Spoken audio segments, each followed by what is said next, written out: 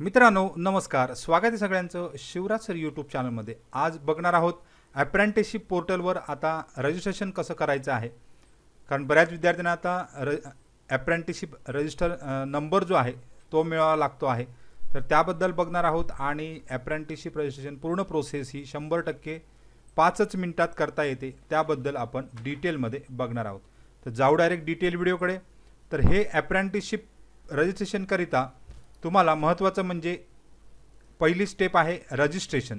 तर या रजिस्ट्रेशन स्टेपमध्ये मोबाईल नंबर खूप अत्यावश्यक असतो, कारण प्रत्येक वेळी लॉग इन करताना तुम्हाला OTP येतो।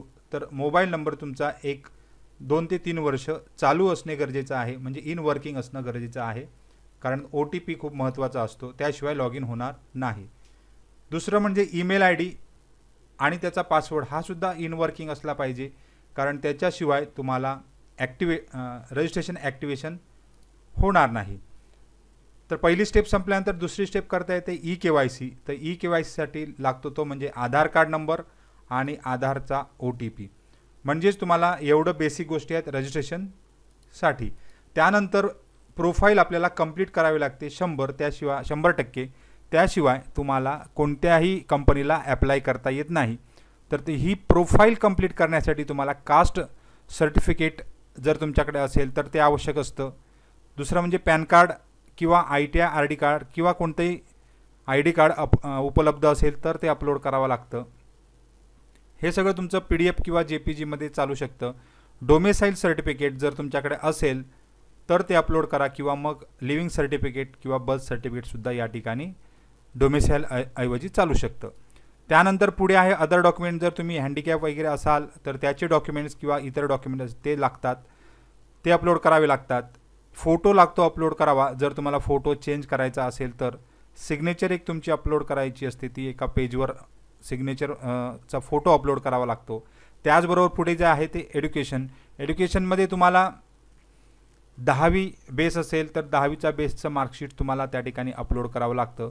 काही विद्यार्थी 5वीपासून अप्रेंटिस मिळते, त्यामुळे 5वीची सुद्धा मार्कशीट त्या ठिकाणी लागतं। तर मग यामध्ये महत्त्वाचं म्हणजे ITI बेसवर तुम्ही अप्रेंटिस करत असाल तर ITIची सगळी सर्टिफिकेट, त्याला NTC आपण म्हणतो, ते NTC खूप आवश्यक असतं, किंवा मग तुम्ही कॉन्सोलिडेटेड सुद्धा जोडू शकता किंवा ऑल मार्कशीटसुद्धा जोडू शकता, पण NTC खूप महत्त्वाचं आहे। आणि अगदी महत्त्वाचं हे बँक डिटेल्स म्हणजे बँक अकाउंट नंबर आणि IFSC कोड तुम्हाला त्या ठिकाणी ॲड करावा लागतो। तर या गोष्टी तुम्हाला लागतात, त्या म्हणजे अप्रेंटिस रजिस्ट्रेशन आणि 100% प्रोफाईल कंप्लीट करण्यासाठी। आता याची अपडेट नेहमी आपण या चॅनलवर देत असतो, तर शिवराज सर ITI यूट्यूब चॅनलला सबस्क्राईब केलं नसेल तर सबस्क्राईब करून ठेवा, म्हणजे तुम्हाला अप्रेंटिसशिपबद्दल माहिती आणि जॉब हे मिळणार आहेत। तर थोडक्यात स्टेप अशा प्रकारच्याच आहेत। तर आपण आता डायरेक्ट बघू पूर्ण जी काही स्टेप्स आहेत त्या कशा पूर्ण करायच्या।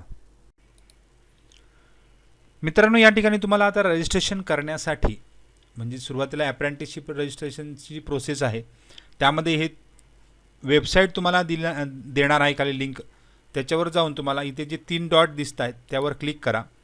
त्यानंतर स्क्रोल करा मोबाईलवर खाली, इथे लॉग इन आणि रजिस्टर असे 2 त्या ठिकाणी दिसत आहेत। तर लॉग इन आणि रजिस्टरच्या ठिकाणी आपण टच केल्यानंतर कॅन्डिडेट या टॅबला जायचं आहे। कॅन्डिडेट या टॅबला गेल्यानंतर तुम्हाला परत 2 ऑप्शन येत आहेत। तर आपण आता रजिस्टर ॲज अ कॅन्डिडेट करतो आहे। आता रजिस्टर ॲज अ कॅन्डिडेट केल्यानंतर खाली ITI स्टुडंट याला तुम्हाला इग्नोर करायचं, इथे काहीच करायचं नाही आहे। पूर्वी या ठिकाणी हा बॉक्स वापरून ITIची माहिती यायची, आता फक्त तुम्हाला मोबाईल नंबर ईमेल ID 2 वेळा टाकायचा आहे। तर आपण या ठिकाणी त्या मोबाईल नंबर एंटर करू। आता मित्रांनो, आपण इथे मोबाईल नंबर एंटर केला, त्यानंतर ईमेल ID 2 वेळा एंटर केला, तर इथे चुका कुठे होतात। आता हा मोबाईल नंबर चालू पाहिजे, कारण OTP येणार आहे। ईमेलसुद्धा चालू पाहिजे, याच्यावर सुद्धा एक ॲक्टिवेशन लिंक जाणार आहे। चुका होता तुम्ही ते स्पेलिंग मिस्टेक करता, त्याचबरोबर गामिल हे स्पेलिंग त्या ठिकाणी टाकलं जातं GAMIL। तर जीमेलचं स्पेलिंगसुद्धा चुकवू नका, बऱ्याच वेळा इथे अडलेले आहेत बरेच विद्यार्थी। आणि याचा एक स्क्रीनशॉट मारून ठेवा, म्हणजे तुम्हाला रजिस्ट्रेशन करताना काय एंटर केलं होतं त्याची डिटेल आठवली जाते। त्यानंतर कॅप्चा एंटर करा आणि खाली रजिस्टरवर क्लिक करा। आता इथे बघा OTP साठी तुम्हाला मागतो आहे, तर तुम्हाला मोबाईल रजिस्ट्रेशनवर जो नंबर तुम्ही दिलेला आहे त्याच्यावर ओ टी पी जात आहे. या ओ टी पीवर तुम्हाला बघायचं आहे. तुम्ही दिलेल्या मोबाईल नंबरवर हा ओ टी पी जाणार आहे. आला नसेल तरी सेंड करा. आता इथे ओ टी पी आलेला आहे, आपण एंटर केला आणि सबमिट केलेला आहे. म्हणजे तुमचा मोबाईल नंबर आता रजिस्टरवर होत आहे अप्रेंटिसशिप प्रोफाईलला. हा बघा, लगेच या ठिकाणी तुम्हाला एक रजिस्टर सक्सेसफुली आलेला आहे आणि तुम्हाला इथे तुमचा एक नंबर आलेला आहे. हा अप्रेंटिसशिप कोड नेहमी वापरायचा आहे आणि ह्याची ॲक्टिवेशन लिंकसुद्धा तुम्हाला ईमेलला लगेच जाते, ती आपण बघणार आहोत. तर इथे ईमेल ॲक्टिवेशन लिंकची डेट म्हणजे तुम्हाला ती एक्सपायर म्हणजे ॲक्टिव्ह करण्यासाठी डेट दिली जाते, तर 21 मे म्हणजे साधारण 8 दिवस असते. तर इथे आपण हा नंबर एकदा स्क्रीनशॉट मारून ठेवायचा आहे. आता हा तुम्हाला नंबर मिळाला आहे, तो काय करायचा आहे, लिहून ठेवायचा आहे, स्क्रीनशॉट मारून ठेवा आणि ओके म्हणा. आता तुम्हाला ईमेलला जाऊन बघायचं आहे की तुम्हाला एक ईमेल आय डीला काय जाते, रजिस्ट्रेशन लिंक जाते. तर आपण ईमेल आय डीकडे जाऊ. इथे बघा अप्रेंटिसशिप इंडियाकडून व्हेरिफिकेशन आलेलं आहे, याच्यावर क्लिक करायचं आहे आणि इथे एक ॲक्टिवेट म्हणून एक लिंक येते बघा. इथे बघा, तर या ठिकाणी ह्या ॲक्टिवेटवरच तुम्हाला क्लिक करायचं म्हणजे तुमचा ईमेल आय डी व्हेरीफाय होणार आहे. आता आपल्याला अप्रेंटिसशिप पोर्टलला ॲक्टिवेशन आपण करतो आहे, म्हणजे ईमेल ॲक्टिवेशनसुद्धा कंप्लीट झालेलं आहे. तर अशा प्रकारे पहिली स्टेप आहे ती या ठिकाणी आपण कंप्लीट केलेली आहे. युजर ॲक्टिवेटेड सक्सेसफुली असं या ठिकाणी येतं, म्हणजे तुम्हाला ॲक्टिवेशन कंप्लीट झालेलं आहे, तुम्हाला रजिस्ट्रेशन नंबरसुद्धा मिळालेला आहे. आता तुम्हाला परत एकदा लॉग इन करायचं आणि पुढचे प्रोसेस करायची आहे. त्यानंतर तुम्हाला मेसेजसुद्धा जातात, 2 message. Dear candidate, you have successfully registered on apprenticeship portal, अशा प्रकारचे तुम्हाला ईमेलसुद्धा जातो, त्याचबरोबर तुम्हाला मेसेजसुद्धा जातो आहे. आता आपण लॉग इन करून बघणार आहोत. परत एकदा ओ टी पी जाणार आहे, प्रत्येक वेळी लॉग इन करताना ओ टी पी जाणार आहे. आता आपण log in as a candidate घेतोय. मगाशी आपण रजिस्ट्रेशन प्रोसेस पूर्ण केली आहे, पहिली स्टेप पूर्ण झाली आहे. आता KYC करायचं आहे आपल्याला, कॅप्चा एंटर करून सबमिट करायचं आहे. परत तुम्हाला एक ओ टी पी जातो, म्हणजे प्रत्येक वेळी लॉग इन करताना तुम्हाला एक ओ टी पी जाणार आहे. आता आपण या तुमच्या खात्यात आलेलो आहोत, म्हणजे आपण अकाउंट ओपन झालेलं आहे. इथे तुम्हाला इथे स्टेप दिसतात बघा, complete your KYC, Aadhaar seeding required for DBT असा सुद्धा मेसेज येतो, म्हणजे तुमचं आधार सीडिंग करणं सुद्धा गरजेचं आहे. तर तुमचा अप्रेंटिस नंबर आला, तुम्हाला प्रोफाईल कंप्लीट करायचं आहे. KYC झाल्यानंतर प्रोफाईल कंप्लीट आणि बँक डिटेलनी ईमेल आय डी तर झालेला आहे व्हेरीफाय, ह्या सगळ्या टिक येणार आहेत. तर आपण अपडेट करू एक एक. पहिलं KYC, इथे अपडेटवर क्लिक. त्यानंतर तुम्हाला KYC करण्यासाठी आधार नंबर या ठिकाणी एंटर करायचा आहे. आधार नंबर एंटर केल्यानंतर तुम्हाला पुढे जायचं आहे.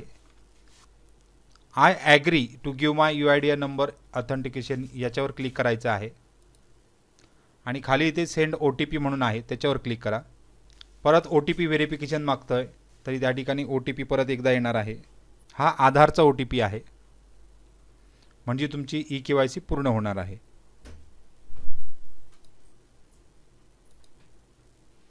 OTP आलेला आहे आधारचा, या ठिकाणी आपण एंटर केलं आणि व्हेरीफाय केलं. OTP व्हेरिफिकेशन सक्सेसफुल झालेलं आहे. त्यानंतर तुम्हाला सिलेक्ट डिस्ट्रिक्ट, ही तुमचा जो डिस्ट्रिक्ट असेल आधार कार्डवर, हे सगळं एंटर करायचं आहे. आता ही डिटेल जनरली तुमच्या मागच्या आधार कार्डच्या मागच्या बाजूला असते.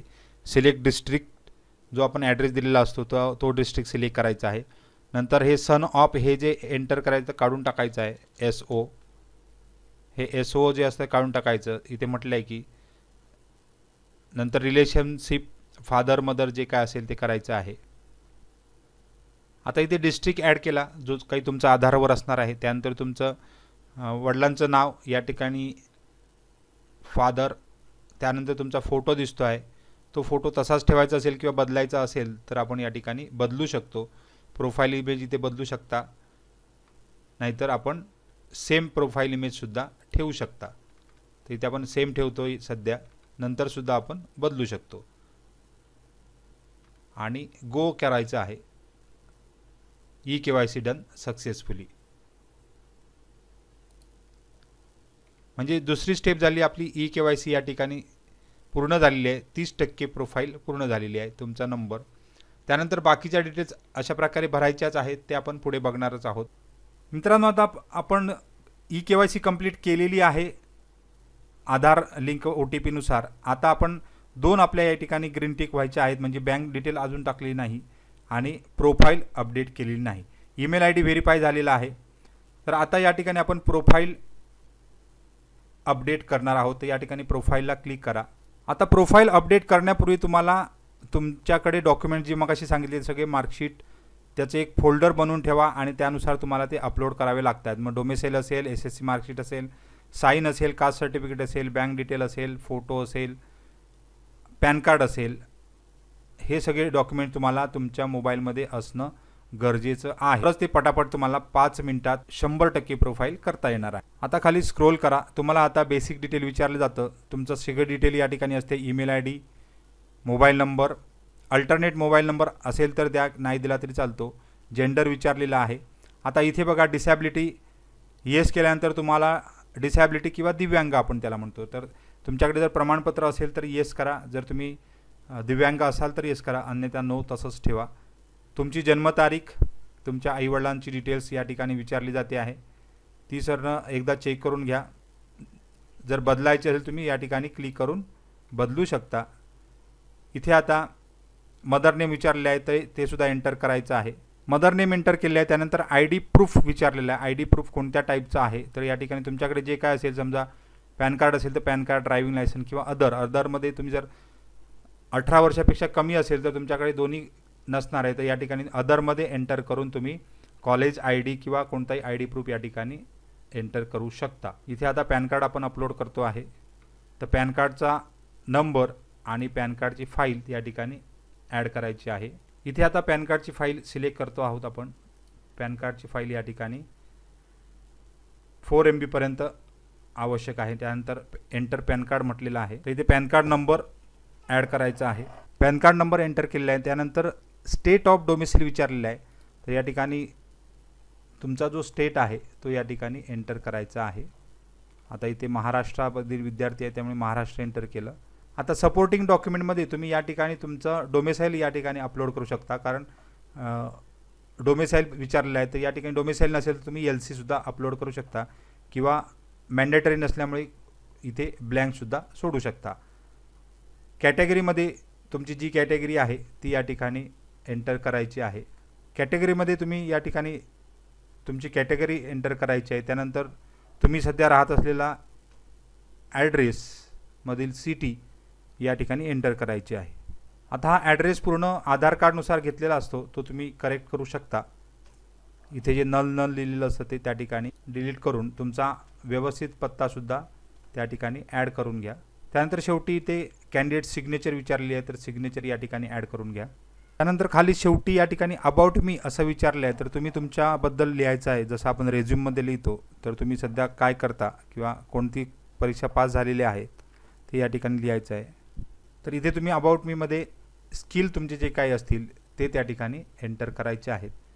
नंतर सेव्ह ड्राफ्ट करून अपडेटवर क्लिक करायचं आहे. आता ड्राफ्ट सेव्ह सक्सेसफुली झालेला आहे. इथे तुमचं स्किल म्हणजे तुमचा जो काही ट्रेड आहे तो आपण एंटर केला. सगळी माहिती या ठिकाणी एंटर केली आणि मग अपडेट केलेली आहे. तर इथे अपडेटेड सक्सेसफुली आलेलं आहे. त्यानंतर खाली बेसिक माहिती झाल्यानंतर एज्युकेशन विचारलं जातं. तर यामध्ये एज्युकेशनमध्ये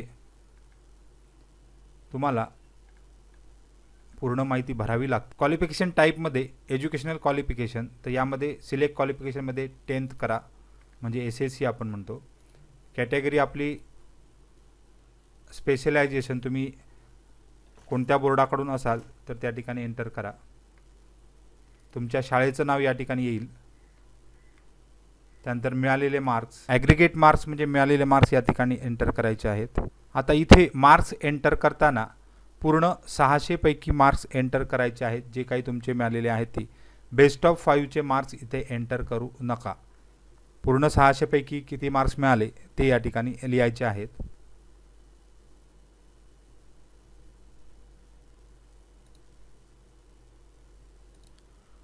पूर्ण 6 विषयांचे मार्क्स या ठिकाणी एंटर करायचे आहेत. आता 6 विषयांचे मार्क्स आपण ॲड करतो आहे. 75 78 74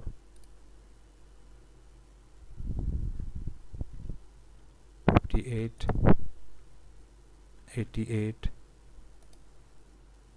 80 म्हणजे 6 विषयांचे मार्क्स या ठिकाणी ॲड झालेले आहेत, ते या ठिकाणी एंटर करायचे आहेत. टोटल मार्क्स 600 लिहायचे आहेत. पर्सेंटेज काढताना हे डिवायडेड बाय हे करायचे आहे.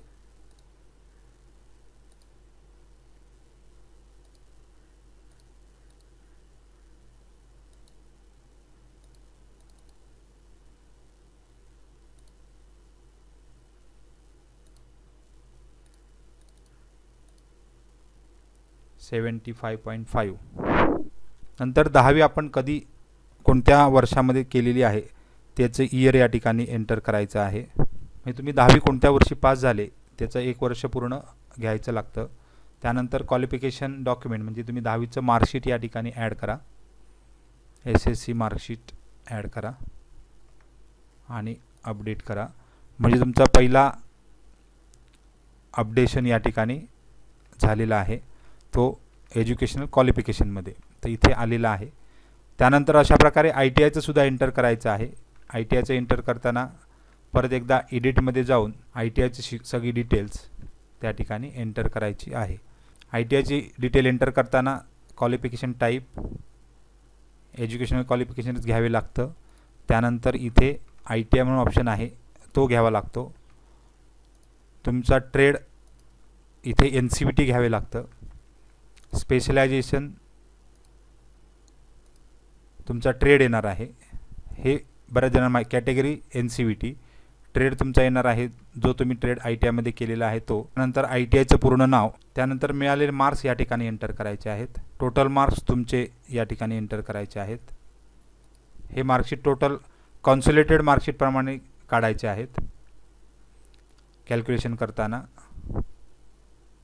पर्सेंटेज परत एकदा. आता ITI सुरू झाल्याची डेट 31 जुलै या दिवशी आपला ITI संपतो, त्यामुळे आणि तुमच्या ITIचं जे काही मार्कशीट असेल ते त्या ठिकाणी एंटर करायचं आहे आणि अपलोड करायचं आहे. आता हे परत एकदा अपडेट करायचं. ज्यावेळी तुमचा ITIचा रिझल्ट लागेल त्यावेळी हे पूर्ण अपडेट करायचं आहे. आता मी फक्त तुम्हाला दाखवण्यासाठी एक मार्कशीट फक्त अपलोड केलं, हे पूर्ण अपडेट करता नंतर येतं. अशा प्रकारे ITIची माहितीसुद्धा या ठिकाणी तुम्हाला आलेली आहे, 10th आणि ITI. आता इथे फक्त महत्त्वाचं म्हणजे हायेस्ट क्वालिफिकेशन जे येतं त्याच्यावर ITIला S असं आलं, YES, yes it is highest, त्या ठिकाणी ITI फक्त येस आलं पाहिजे, एवढं लक्षात घ्या. कारण बऱ्याच वेळा 10वी जर तुमचा येस असेल तर तुम्हाला अप्रेंटिसशिप करताना प्रॉब्लेम येणार.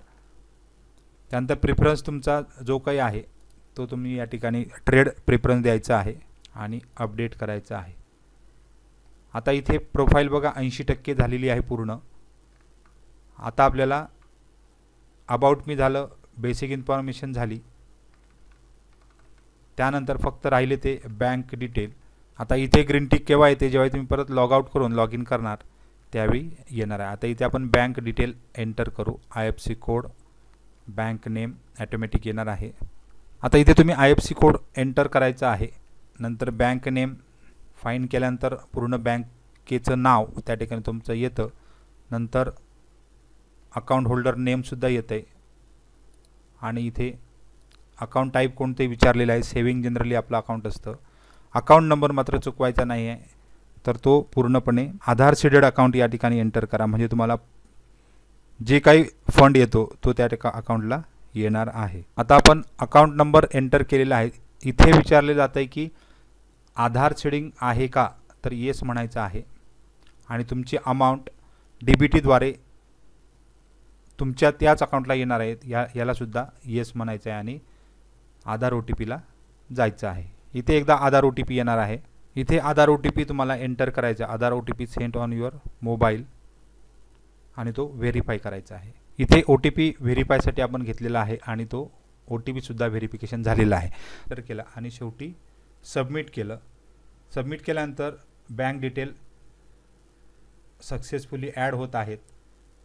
तर अशा प्रकारे तुम्हाला आता या ठिकाणी बँक डिटेल ॲड करून आपण लॉगआउट केलं. लॉगआउट केल्यानंतर परत एकदा लॉग इन केल्यानंतर इथे प्रोफाईल 100% झालेली आहे. 4ही ग्रीन टिक आलेले आहेत. अशा प्रकारे आपल्याला प्रोफाईल कंप्लीट केल्याशिवाय पुढची प्रोसेस करता येत नाही.